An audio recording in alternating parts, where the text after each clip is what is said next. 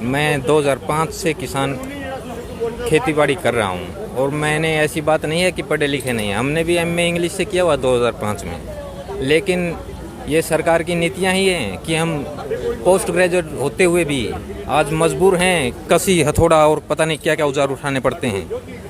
एक सरकारी कर्मचारी 8 घंटे ड्यूटी करता है, हम 24 आवर्स अपने खेत में कमाते हैं, लेकिन मिलता क्या है हमें? फसल जाती है, पिछली बार पीआर बोआ था, एमएसपी था 1968 रुपये। हाँसी मंडी की बात है जो मेरे नज़दीक की मंडी लगती है, वहाँ पर 20 दिन फसल पड़ा रहा, 20 डेज, 2000 रुपये का खर्चा वहाँ फसल ले जाने का आया। फसल को वापस दोबारा घर पे लेके आया।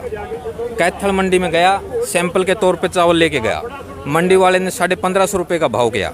मंडी को लोड करके मंडी में लेके गया, वहाँ जाके बंदा बोलता है कि भाई ये तो राइस दूसरा है, मैं तो 1400 रुपये में लूँगा।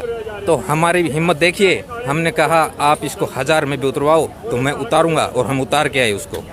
ये बनती है हमारे साथ। कहने की बात कुछ और होती है, लेकिन जब दिल पे बीतती है ना तब चलता है भाई जी। परिवार चलाना ऐसी बात नहीं है, बहुत संघर्ष से आजकल चलता है। महंगाई देखिए आप, कोई भी चीज़, एक आप बाइक से अगर दिन में 4 बार खेत से जाना पड़ गया तो ये मानिए कि 100 रुपये आपका गया, जो हम कुछ भुगत चुके हैं। उसके बारे में हम आपको कुछ बताना चाहेंगे। पिछली बार नवंबर 2020 में 14 नवंबर को ओलावृष्टि हुई।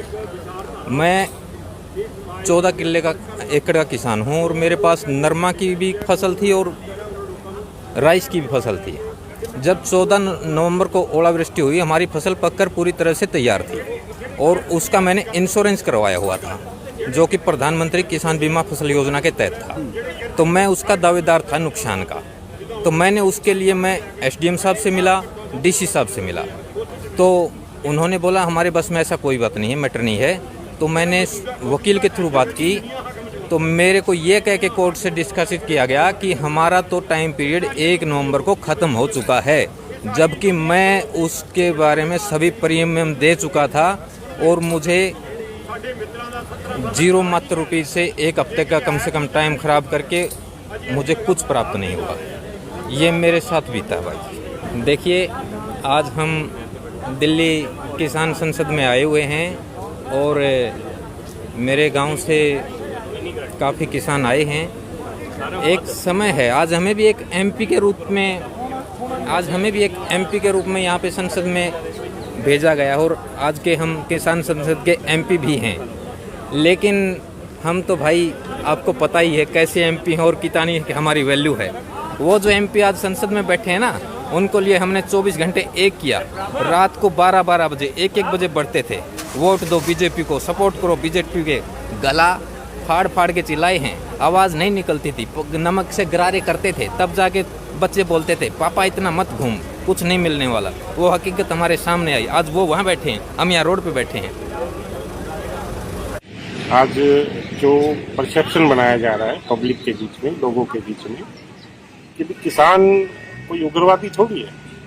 किसान अपने हक की लड़ाई लड़ रहा है। अब सरकार को वो देना है या नहीं देना है, ये तो बाद का मैटर है। लेकिन उससे पहले जिस तरह से उसको ट्रीट किया जा रहा है, वो अपने आप में एक बड़ा अजीब सा एक माहौल क्रिएट कर रहा है। एक आम आदमी और किसान के बीच में दूरी पैदा करने के लिए ऐसा माहौल बनाया जा रहा है पुलिस के द्वारा और जो सरकारी तंत्र है उसके द्वारा।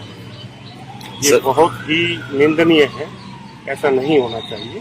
किसान इस देश का अन्नदाता है, उसका सम्मान होना चाहिए।